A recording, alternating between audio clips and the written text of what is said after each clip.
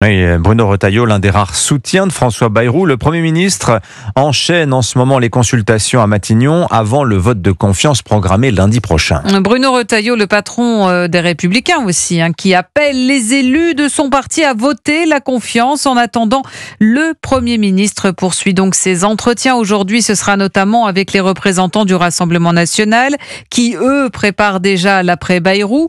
Une dissolution de l'Assemblée, c'est le scénario tant redouté par certains députés macronistes ou de gauche, Alexis de la Fontaine. Oui, les premiers pourraient perdre jusqu'à 94 députés et les autres une trentaine en cas de fracture du nouveau Front populaire. S'il y a une dissolution, je pense perdre mon siège, confie une élue insoumise.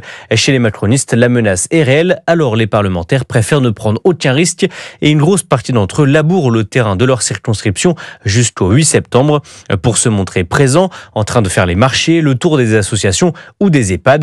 Les couloirs de l'Assemblée nationale vont rester vides pendant un moment, plaisante un député du Rassemblement national. Chez les socialistes, grands perdants en cas de législative anticipée, Olivier Faure est obligé de changer de discours. Encore récemment, il disait ne pas avoir peur d'une dissolution. Maintenant, il préfère trouver un accord de non-censure avec le prochain Premier ministre.